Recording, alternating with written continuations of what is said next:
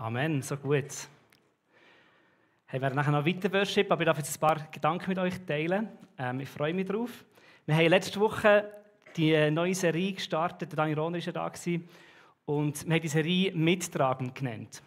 Und es geht darum, dass wir uns Gedanken machen, wie funktionieren wir als Gemeinde? Was bedeutet es, Teil von einer Gemeinde zu sein, Teil vom Leib Christi zu sein?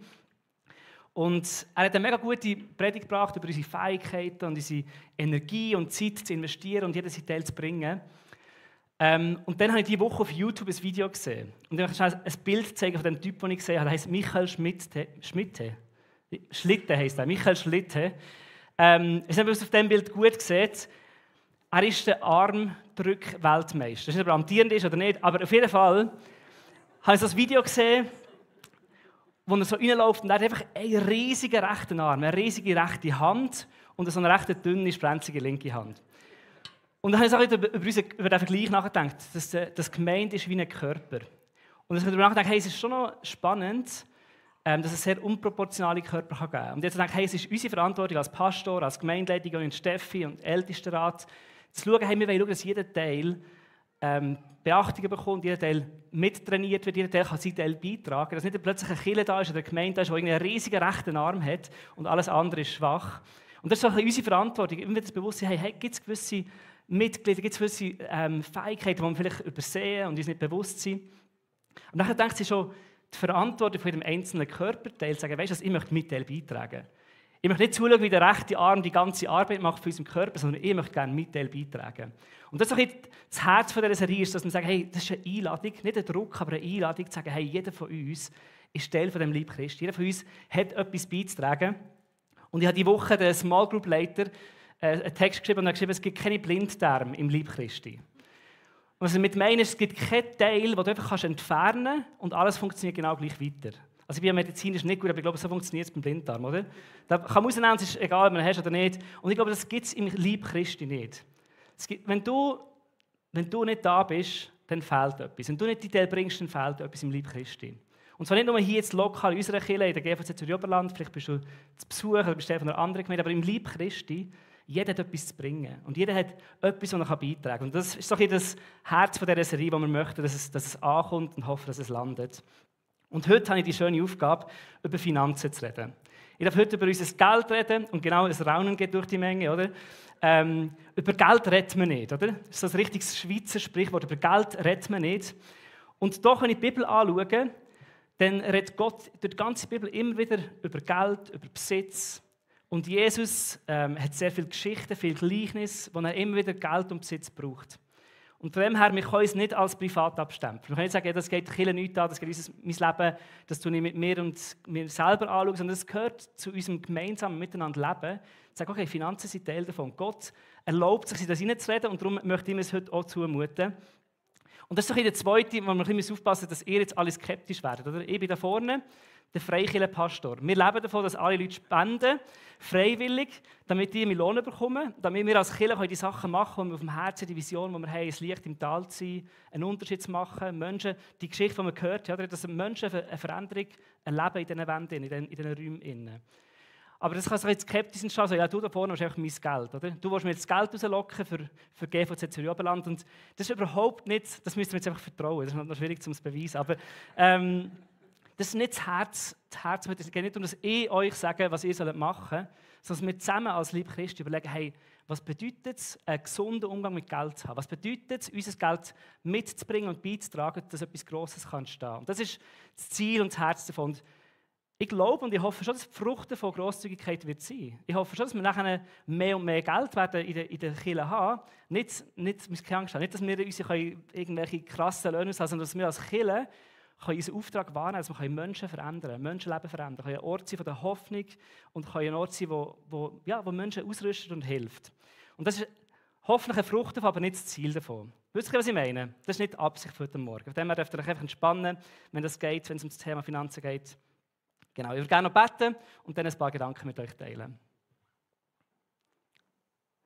Vater, ich danke dir, dass du da bist. Danke, dass du jeden von uns kennst, dass du unsere Woche kennst, wie es war, dass du siehst, wie wir hierher gekommen sind, was uns beschäftigt. Freude und Sorge. Und wir wollen es jetzt bei dir ablegen. Wir wollen uns kurz ja, irgendwo Momente haben, wirklich präsent sein, wie Joni gesagt hat. Nicht im Gestern, nicht im Morgen, sondern da bei dir sein. Und ich bete jetzt, dass du wirklich, Heiliger Geist, kannst durch mich reden, dass wir deine Wahrheit hören. Nicht um Simon seine Gedanken, sondern was du sagst. Und dass es Freiheit bringen darf, dass es Freude bringen darf, dass es eine Grosszügigkeit schaffen, wo wirklich Menschen davon profitieren und Menschen daran verändert werden davon, Jesus. Das bete ich im Namen, Herr. Amen. Amen.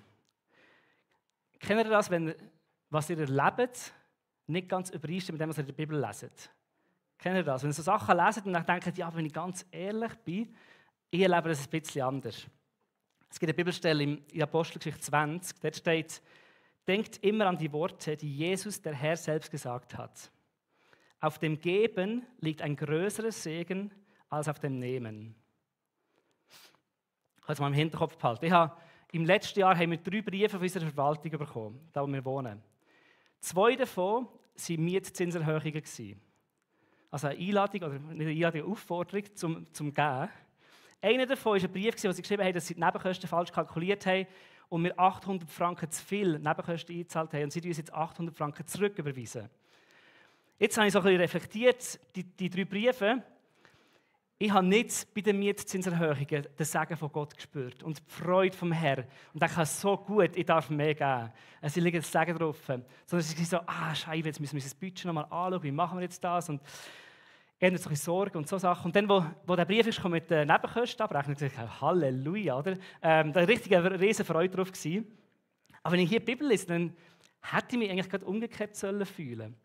Und vielleicht ist es ist so. Das Beispiel ist vielleicht nicht ganz passend, weil es ist nicht ein freiwilliges Geben und es ist nicht so, dass ich mit das Geld irgendwo reingebe und ich das Gefühl habe, hey, das wird jetzt nicht einen riesigen Unterschied machen.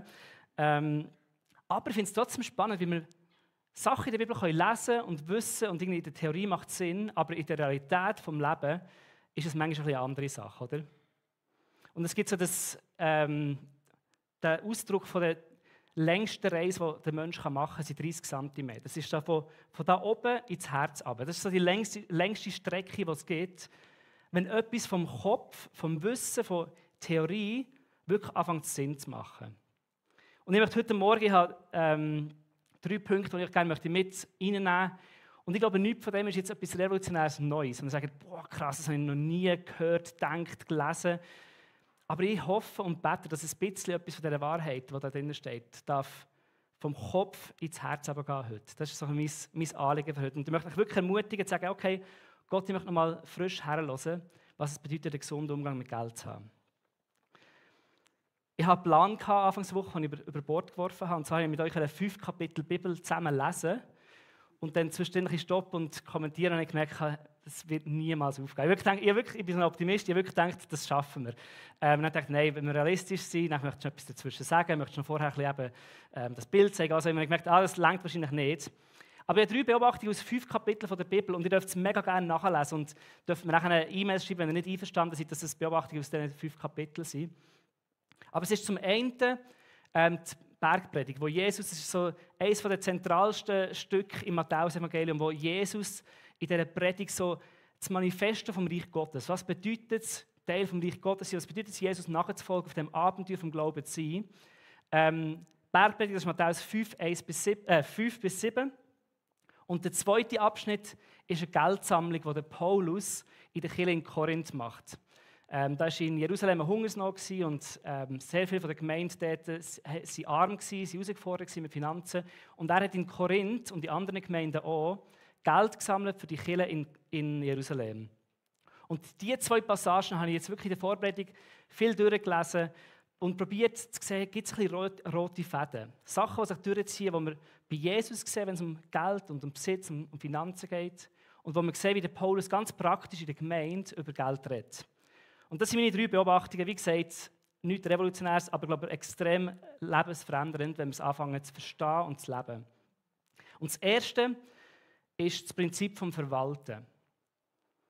Wenn es um Geld, um Finanzen und Besitz geht, sind wir aufgefordert zum Verwalten. Und ich habe dazu geschrieben, einen weisen und grosszügigen Umgang zu pflegen mit dem Geld. Und was ich meine mit Verwalten, ist die Art von Beziehung zum Geld haben, wo wir verstehen, das ist etwas, was uns anvertraut worden ist.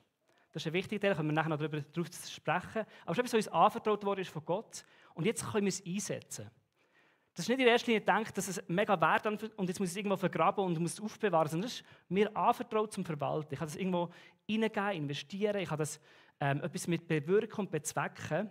Und das heisst, ein Verwalter, das Verständnis zu haben von, hey, ich möchte das, was mir gegeben worden ist, einsetzen und brauchen. Jesus hat in Matthäus 6 in der Bergpredigt Folgendes gesagt: Ein Mensch kann nicht zwei Herren dienen. Er wird dem einen ergeben sein und den anderen abweisen.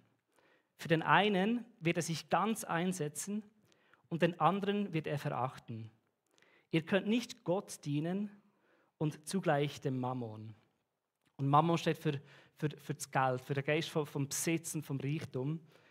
Und Jesus sagt in dieser Predigt, er macht das Teil von seiner Predigt, wo er wahrscheinlich nur das Wichtigste vom Wichtigsten ansprechen, aber er sagt, hey, ihr müsst aufpassen, dass ihr nicht anfangt, dem zu dienen, was geschaffen ist, für euch zu dienen. Wisst ihr, was ich meine? Mit dem Verwalten ist es Verstehen, das ist etwas, was mir anvertraut worden ist und das kann mir jetzt dienen. Mit dem kann ich Sachen bezwecken, ich kann es pflanzen, ich kann etwas bewegen. Aber sobald es anfängt, umgekehrt zu sein, sobald wir anfangen, dem zu dienen, was eigentlich für uns gemacht worden ist, wird es extrem gefährlich. Und Tatsache, dass Jesus erwähnt in der Bergpredigt, sagt mir, dass es nicht nur ein Problem ist, das ein paar Einzelne wahrscheinlich ab und zu mal haben könnten, sondern wahrscheinlich wir eine Tendenz haben als Menschen immer wieder, dem zu verfallen und immer wieder dem anfangen zu dienen und dann nachher zu springen und das zu einem Gott zu machen. Und das ist für mich so das Verwalten, das Verstehen, das ist da unten. Wenn man es so ein bildlich vorstellt, ich bin so ein bildlicher Mensch, der so denkt, okay, was er sagt, ist, Gott ist da oben, wir sind da und das Geld ist da unten, wenn es irgendjemandem hilft. Aber ich habe es so bildlich vorgestellt, so, und sobald wir anfangen, die Reihenfolge zu verändern und etwas anzubeten und aufzuschauen, was eigentlich unter uns positioniert ist, was wir einsetzen und brauchen können, wird es gefährlich. Der Paulus macht ganz ähnliche Punkte in der Geldsammlung. Er braucht so das Bild von der Landwirtschaft. Ich bin selber kein Bauer, bin aber im Berner aufgewachsen und kenne mich ein bisschen aus. Aber er braucht das Bild vom Samen und vom Saatgut. Und er setzt Geld und Besitz ein bisschen mit dem gleich. Und ich finde, das ist ein cooles Bild im Sinne von, ein Bauer wird sich nicht probieren, möglichst viel Saatgut irgendwo zu horten. Das gibt es auch, das haben wir auch eine Geschichte in der Bibel. Aber ein Bauer sieht da und sieht Potenzial drin und er pflanzt und er braucht es und er setzt es ein. Und genau gleich, glaube ich, fordert uns der Paulus auf, dass die Saatgut zu nehmen und bewusst auszustreuen, bewusst zu brauchen. Im 2. Korinther 9, Vers 10 lesen wir, derselbe Gott, der dafür sorgt, dass es dem Bauern nicht an Saat zum Aussehen fehlt und dass es Brot zu essen gibt, der wird auch euch mit Samen für die Aussaat versehen und dafür sorgen, dass sich die ausgestreute Saat vermehrt und das Gute, das ihr tut, Früchte trägt. Ich finde das cool, oder? Dass wir mit diesem Geld, und das ist so der Untertitel von der Predigt von heute, ist, Grosses entsteht, wenn Geld Frucht bringt. Also er sagt, wir können ein Saatgut aussehen und es wird eine Frucht davon entstehen, bis Gutes wird kommen. Also mal so als erster Punkt zu verwalten, ist die Art von Beziehung zu pflegen und sagen, ja, das ist da für uns zu dienen, zum Einsetzen. Und dann habe ich die 2 Adjektive gewählt, weise und grosszügig. Und beim Wort weise, als Schweizer wahrscheinlich denken wir, dass Amen, preach it Simon, so weise, das muss jetzt endlich mal gesagt werden in der Kirche.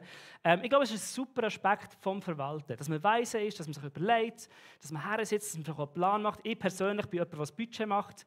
Ich finde, es steht nichts als Christ dem entgegen, dass man sagt, hey, ich plane meine Finanzen, probiere das Beste daraus zu machen. Das gehört für mich zum Verwalten dazu. Für jemand anderes ist es vielleicht anders, aber das ist, glaube ich, genau, jedem selber überlassen. Aber ich glaube, es ist ein Aspekt davon, weise herzuschauen, was kann ich mit dem machen und das zu planen. Der Paulus schreibt in dem Abschnitt vom 2. Korinther 8, schreibt er, gebt entsprechend dem, was ihr habt. Denn eine bereitwillig gegebene Gabe ist Gott willkommen. Und ihr Wert bemisst sich nach dem, was der Geber besitzt, nicht nach dem, was er nicht besitzt. Schließlich soll es nicht dahin kommen, dass ihr anderen aus ihrer Not helft und dadurch selbst in Not geratet. Es geht vielmehr darum, einen Ausgleich zu schaffen. Und der Vers, den ich bis jetzt immer überlesen kann, in dem ganzen Abschnitt, den ich noch nie so bewusst gelesen habe, ich denke, okay, ist schon spannend. Der Paulus ermutigt sie ein bisschen und er macht es zum Teil recht radikal und recht direkt zum Geld geben für die Gemeinde in Jerusalem. Aber dann sagt er auch, hey, okay, aber wir möchten nicht, dass ihr so viel gebt, mehr als ihr habt, aus einem Druck, aus was auch immer, dass ihr nachher in Not seid. Sondern dass ihr eine gewisse Weisheit, schaut, was habe ich und dann mit dem grosszügig sein, das ist angebracht. Genau, und eben hinter dieser Weisheit und hinter dem weisen Verwalter können wir uns manchmal ein bisschen verstecken und dann Grosszügigkeit können wir dann sein, aufgrund von dem. Wir können sagen, ich bin einfach ein weiser Verwalter, ich tue halt mein Budget gut machen und dann bleibt einfach am Schluss nicht mehr übrig, für grosszügig zu sein. Und das möchte ich herausfordern und sagen, hey, ich glaube, es ist zutiefst das Herz von Gott, wenn wir grosszügig sind.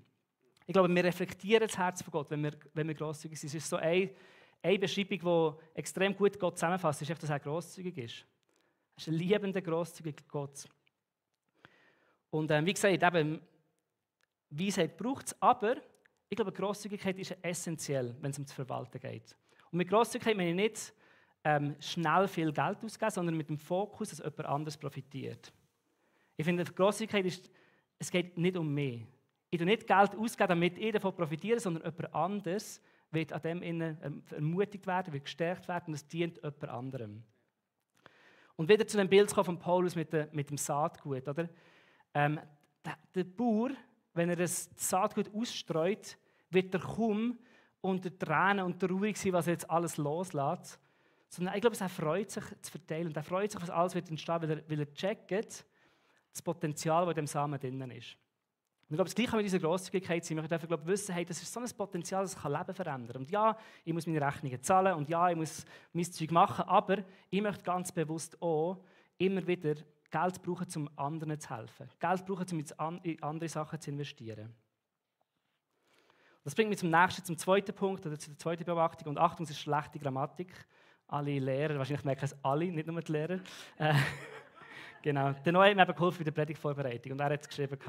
Nein. Der zweite Punkt ist freiwillig. Und ich habe bewusst vorgenommen, weil wir 3 Folgen haben am Schluss. Kann man sich ein bisschen besser merken und es weckt auf, wenn man schnell einen Fehler auf dem Screen sieht. Aber der zweite Aspekt, den man immer wieder liest und immer wieder sieht, wenn man die Stellen durchlässt, ist einfach das Herz vom Freiwilligen geben. Gott geht es nicht darum, dass uns irgendetwas zu zwingen. Manchmal muss man uns ein bisschen zum Glück zwingen, aber Gott möchte nicht, dass wir einfach etwas machen, weil wir halt müssen. Wenn ihr das kennt, irgendwo, ich habe jetzt nicht ein spezifisches Beispiel, aber irgendwie so die Situation sind, wo ein Kind muss mit der Familie mitgehen, weil es nicht mehr möchte. Also wir hatten das früher so einen Sonntagsspaziergang gehabt, oder bis zu einem gewissen Alter müssen mitgehen. Und dann kommt das Kind zwar mit, aber es gibt dir das Gespür, dass es nicht da sein will, oder? So vom Ding her, von alles ist doof und keine Ahnung. Und denke so, manchmal, so könnten wir gehen und so könnten wir grosszügig sein mit so einem Spirit von, jetzt muss ich halt noch, aber ich bin dazu gezwungen worden und ich möchte es alle wissen, dass es nicht freiwillig ist. Und es kann sehr schnell, Finanzen haben das Potenzial, zum so ein bisschen manipulieren. Man kann das sowohl, der das Geld möchte, kann das ein bisschen manipulativ machen, man kann auch geben mit einer Absicht. Man kann auch geben nicht mit einer Freude und mit einem grosszügigen Herz, sondern mit Hintergedanken und mit Absichten dahinter. Und der Jesus redet in der Bergpredigt über das. In Matthäus 6, 2-4 sagt Jesus, wenn du zum Beispiel den Armen etwas gibst, lass es nicht vor dir her mit Posaunen ankündigen, wie es die Heuchler in den Synagogen und auf den Gassen tun, um von den Leuten geehrt zu werden. Ich sage euch, sie haben ihren Lohn damit schon erhalten. Wenn du den Armen etwas gibst, soll deine linke Hand nicht wissen, was die rechte tut. Was du gibst, soll verborgen bleiben, dann wird dein Vater, der ins Verborgene sieht, dich belohnen. Also Jesus sagt, hey, mach's nicht mit einer Absicht. Mach's nicht, damit du irgendetwas davon überkommst und Ansehen oder was auch immer, sondern gib einfach zum Geben. Gib einfach zum Helfen, gib einfach zum grosszügig sein. Und das ist schon spannend, er hat so drei Angewohnheiten von den Juden hat er in der Bergpredigt ganz spezifisch erklärt, wie man es machen soll. Es ist das Fasten, es ist das Gebet und es ist das Geben. Grosszügigkeit. Das ist so zentral in seinem Denken und im jüdischen Denken gewesen, dass man Witwen und Arme unterstützt und mit seinen eigenen Mitteln dort mithilft. Dass er ihnen nicht und sagen, macht es, aber macht es nicht einfach nur, um von den anderen Leuten gesehen werden, um irgendetwas zu erreichen, sondern macht es einfach, um zu dienen und zum zu lieben. Freiwillig, fröhlich und ohne Zwang. Der Paulus hat es auch immer wieder, und wir lesen immer Paulus und Jesus, ich hoffe, es ist okay, aber es ist ein bisschen nicht ich möchte es nicht langweilig machen, aber echt zum sagen, hey, das zieht sich bei denen überall immer wieder durch. Dort steht in 2. Korinther 9, Vers 7, sagt er, jeder soll für sich selbst entscheiden, wie viel er geben möchte und soll den Betrag dann ohne Bedauern und ohne Widerstreben spenden. Gott liebt den, der fröhlich gibt. Gott liebt den, der fröhlich gibt.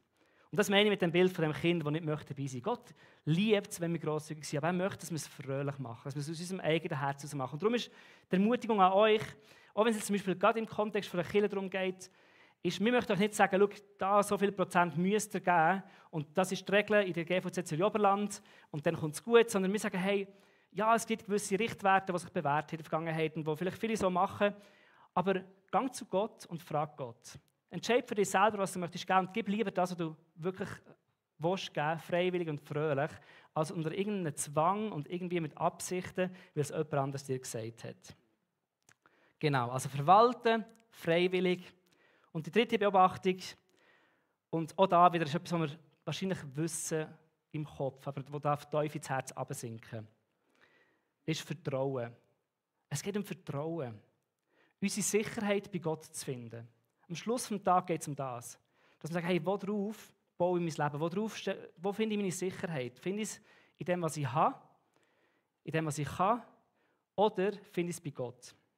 Und ich weiss, es ist so eine Sache, oder? Gott ist der Versorger, aber ich bin der, der arbeitet am Montagmorgen. Oder? Ich bin der, der das Budget macht und der verzichtet. Und ich bin doch der, der schaut. Aber ich glaube, wir müssen uns immer bewusst machen, am Schluss des Tages ist alles ein Geschenk von Gott.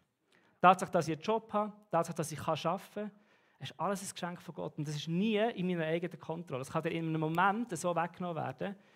Und dann merkst du, okay, ich bin doch nicht so in Kontrolle, wie ich es gedacht habe.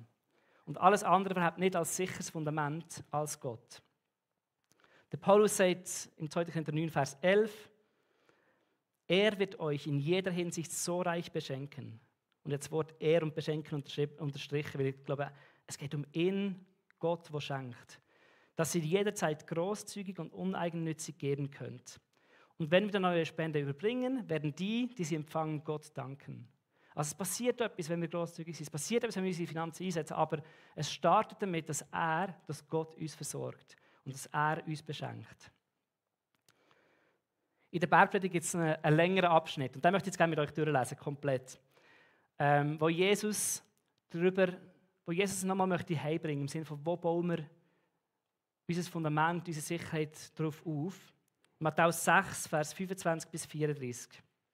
Dort steht, deshalb sage ich euch, macht euch keine Sorgen um das, was ihr an Essen und Trinken zum Leben und an Kleidung für euren Körper braucht. Ist das Leben nicht wichtiger als die Nahrung? Und ist der Körper nicht wichtiger als die Kleidung? Seht euch die Vögel an. Sie säen nicht, sie ernten nicht, sie sammeln keine Vorräte. Und euer Vater im Himmel ernährt sie doch. Seid ihr nicht viel mehr wert als sie?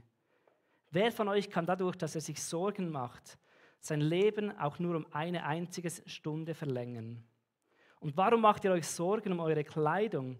Seht euch die Lilien auf dem Feld an und lernt von ihnen. Sie wachsen, ohne sich abzumühen und ohne zu spinnen und zu weben.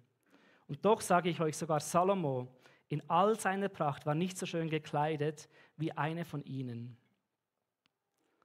Wenn Gott die Feldblumen, die heute blühen und morgen ins Feuer geworfen werden, so herrlich kleidet, wird er sich dann nicht erst recht um euch kümmern, ihr Kleingläubigen. Das ist so richtig Jesus, ihr Kleingläubigen.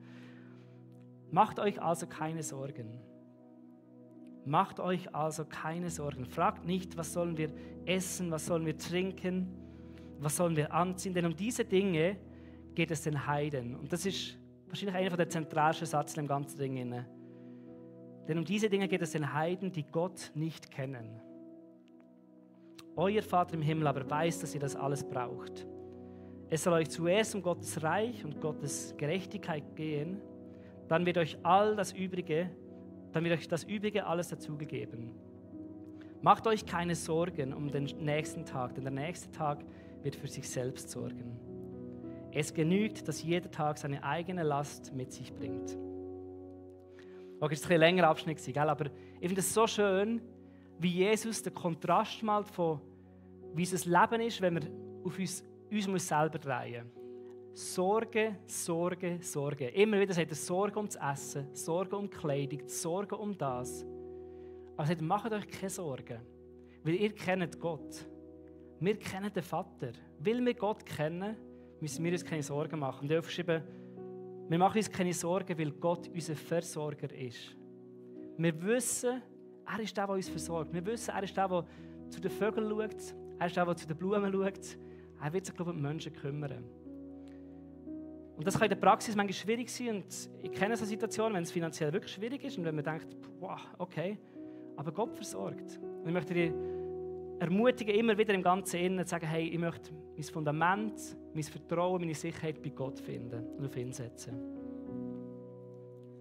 Und am Schluss des Tages geht es bei Gott nie ums Geld. Gott und die Bibel ist nicht voll von Geschichten über Besitz und Geld, weil er das Geld von uns möchte. Gott ist ein Schöpfer vom Universum. Ich glaube, er kann einfach so, wenn er ein Konto hat, könnte er einfach so die Zahlen verändern auf dem Konto. Ihm geht es nicht darum, dass er alles von uns überkommt, sondern er möchte das Herz. Er möchte unser Herz, das häufig an den Reichtum, an den Schatz angekoppelt ist. Eine ganz bekannte Bibelstelle, die letzte für heute von der Bergpredigt, ist Matthäus 6, 19 bis 21. Sammelt euch keine Reichtümer hier auf der Erde, wo Motten und Rost sie zerfressen und wo Diebe einbrechen und sie stehlen. Sammelt euch stattdessen Reichtümer im Himmel, wo weder Motten noch Rost sie zerfressen und wo auch keine Diebe einbrechen und sie stehlen. Denn wo dein Reichtum ist, wird auch dein Herz sein. Denn wo dein Reichtum ist, da wird auch dein Herz sein. Also Jesus sagt, unser Herz ist immer gekoppelt an das, was wir als Reichtum sehen. Und wenn jetzt würde ich fragen, wer von euch kennt den aktuellen Bitcoin-Kurs und jetzt weder das Gute oder Schlechte zu sprechen, aber ich glaube, die investiert haben, die kümmern sich, die schauen, die sind beschäftigt, die sind interessiert. Oder? Denn, wenn du die Reichtum noch mit drin hast, dann interessierst du dich und dann lernst du dich rein und dann befasst du dich damit. Und Jesus sagt, hey, mach sicher, dass der grösste Reichtum, der grösste Schatz, da wo du die am meisten reinlernst und dein Herz dran hängst, ist nicht dein Bankkonto, ist nicht dein Job, deine Karriere, sondern das soll Reichtum im Himmel sein, das soll die Beziehung mit dem Vater sein. Genau, und ich glaube, wenn wir lernen, so das Bild vom grosszügigen und weisen Verwalter mitnehmen, wenn wir lernen, freiwillig, fröhlich und von Herzen das zu geben, was Gott uns aufs Herz legt, und wenn wir am Schluss des Tages unser Vertrauen bei Gott platzieren, auf ihm aufbauen, dann können wir so in einen, ich sage jetzt mal, unemotionalen Umgang mit Geld. Eine Einladung zu einem unemotionalen Umgang mit Geld. Und unemotional ist nicht ganz korrekt. Ich habe die Predigt am Donnerstag mit einem Kollegen besprochen und habe gesagt, hey, ich möchte am Schluss sagen, komm, lass uns einen unemotionalen Bezug zu Geld haben. Er sagt, ja, und er ist so ein bisschen finanzaffin und dann sagt ja, jetzt kommt etwas, oder? Und er hat gesagt, eine Emotion ist immer angebracht. Dankbarkeit. In allem Menschen sagen, hey, ich möchte dankbar sein. Wenn es wenig ist, ich bin dankbar. Wenn es viel ist, ich bin dankbar. Von dem her nicht komplett unemotional. Aber warum ich das Wort unemotional nehme, ist, ich habe etwas erlebt in Australien, jetzt vor über 10 Jahren, also ich werde auch älter. Vor über 10 Jahren war ich in Australien und hatte dort einen Coach, wo ich mich regelmäßig mit ihm getroffen habe. Und der hat mich einfach so im Leben beraten und halt bei ihm im Haus arbeiten und den Garten machen und so weiter. Und ich weiss noch, wir hatten einmal so ein Gespräch gehabt. Und das war ein Tag, bevor wir sie einschreiben für das College. Und an dem Tag, wo man geht, dann muss man die Jahresgebühr hat man dazu herlegen und zahlen, damit man anfangen zu studieren. Und ich wusste, mir fehlt Geld. Ich wusste, es gibt zu wenig Geld für morgen reinzulaufen. Und dann gibt es verschiedene Möglichkeiten, was man machen kann und lösen und so. Aber ich wusste, nein, ich möchte eigentlich gerne das Geld herlegen und mir keine Sorgen mehr machen. Und ich war so im Gespräch mit dem Coach und er ist mir das am Coach über mein Leben und solche Sachen. Und ich habe nicht zugelassen. In meinem Kopf bin ich nur am Überlegen, so, was ist morgen? Und dann sagt er, Simon, wo bist du? Wieso bist du da? Hörst du mir zu? Und ich so, ja, nicht ganz. Und so. Ich so, was ist los? Ich sage, ja, stresst mich noch ein bisschen. Morgen habe ich zu wenig, mir fehlt Geld für morgen oder so. Aber nicht mit der Absicht. Ich habe es gesagt, also, ja, das belastet mich ein bisschen. Dann hat er weitergeredet und hat mir gesagt, ja, weißt, Geld darf nicht so eine wichtige Rolle nehmen, dass du nicht besämt bist. Darf nicht so wichtig sein, dass du mich nicht zulässt. Ich habe nicht zugelassen in dem Moment. Aber er hat gesagt, hey, du gibst das Geld viel zu viel Gewicht. Und dann sagt so, ich merke, du lässt mir immer noch nicht zu. Und wir waren in einem Shoppingcenter, da sind wir aufgestanden, oder er hat gesagt, komm mal mit, aufgestanden, zu einem Bankautomat rübergelaufen und sein Kärtchen und hat gesagt, wie viel fehlt? Er hat gesagt, ja, 2400 Franken, das ist 1 Million, oder? Also im Denken von einem Student. 2400 Franken. Und ohne mit den Wimpern zu zucken. Das Kärtchen, wie viel ist es? 2000, 2400, so. Das Geld rausgenommen, mir in die Hand gegeben und gesagt, können wir jetzt endlich reden, hat er gesagt. Und jetzt ist mir so krass geblieben, wie er das, er hat gesehen, er hat nicht an dem Geld festgehalten.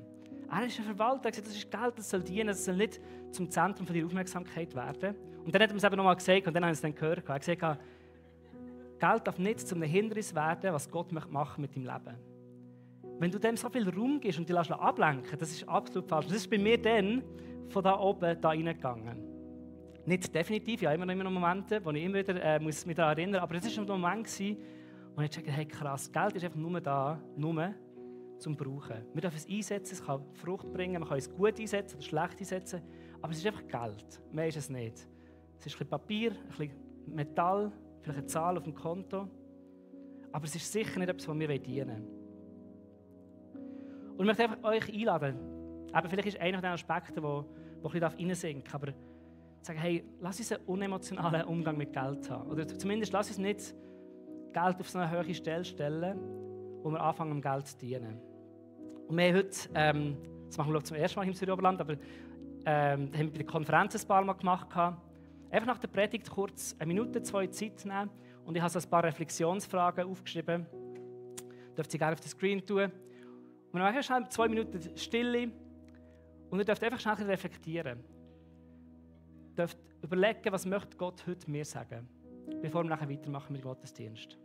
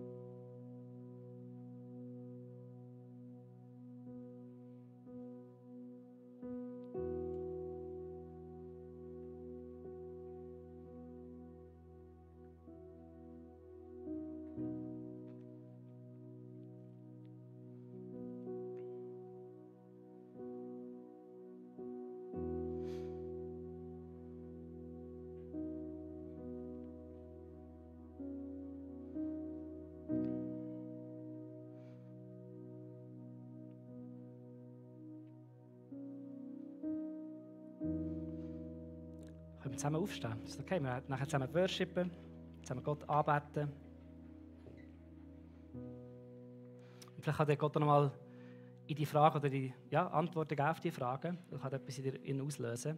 Ich möchte euch noch 3 Anwendungen mitgeben heute Morgen. Ich habe das mal angefangen vor ein paar Wochen. Ich möchte etwas für den Kopf, etwas für die Hand, etwas für das Herz mitgeben, wo wir diese Woche können, die Predigten anwenden, ausarbeiten in meinem Alltag. Und im Kopf ist genau das, was wir jetzt gerade gemacht haben. Ich möchte euch ermutigen, zu reflektieren über euren Umgang mit Geld. Zu sagen, okay, wie gehe ich mit Geld um? Was für einen Stellenwert hat es in meinem Leben? Verwalten, freiwillig, vertrauen. Ich möchte Gott etwas machen in meinem Leben. In der Hand möchte ich dich ermutigen, für deine Grosszügigkeit zu planen. Es nicht darauf ankommen, ob du spontan dann gerade kannst und willst, sondern wie zu sagen, hey, weißt du was, ich möchte gerne Gott reflektieren. Ich glaube, Teil meiner Aufgabe ist das, was mir anvertraut ist, weiterzugeben an andere. Teil von deinem Budget zu machen, sagst, hey, weißt du, ich gebe Kirche, weißt du, ich gebe vielleicht ein Werk, Compassion, weißt du, ich möchte bereit sein, wenn ich auf der Straße jemand mich anspricht und etwas von mir möchte. Ich möchte nicht, dass meine Antwort muss Nein sein, sondern ich möchte die Möglichkeit haben, zu sagen, ja, doch, komm, ich helfe dir, komm, mir etwas zu essen kaufen. Aber plan dafür, dass nicht auf das Glück drauf ankommt, ob du grosszügig sein oder nicht. Und das Dritte ist für dein Herz, find Ruhe und Frieden bei Gott als Versorger. Zum Beispiel, als Beispiel ist Psalm 23, oder? Der Herr ist mein Hirte, ich leide keinen Mangel. Am Morgen, wenn du aufstehst, bevor du aufstehst, auch wenn das Kind am Schreien ist, sag, weißt du, die 10 Sekunden gebe ich mir. Sag, der Herr ist mein Hirte, ich leide keinen Mangel. Sag, ich möchte meine Seele immer wieder an Ort bringen und sagen, weißt du, ich vertraue auf Gott, ich mache mir keine Sorgen und finde meine Sicherheit bei ihm. Voll gut. Genau, wenn wir zusammen worshipen, Gott anbeten, ich würde gerne noch beten für die Zeit und dann gehen wir weiter.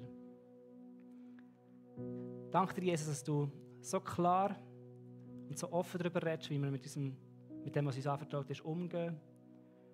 Weil du weißt, dass unser Herz so schnell daran hängt. Und wir möchten wirklich ganz bewusst wieder sagen, hey, wir wollen unser Herz an dich hängen. Wir wollen unser Vertrauen auf dich setzen. Wir wollen grosszügig sein. Wir wollen das, was du uns anvertraut hast, gut investieren. Wir wollen es pflanzen in Sachen, die Frucht bringen, wo Menschen davon profitieren. Und du siehst die Frage noch jetzt ein bisschen reflektiert haben, was du schon angestoßen hast. Und ich bete, dass du jetzt einfach auch jetzt im Worship wirklich noch Sachen in unserem Herz in Bewegung bringen, wo uns wo wir dafür wissen, da möchtest du dann schaffen in unserem Leben. In deinem Namen beten wir, Herr. Amen.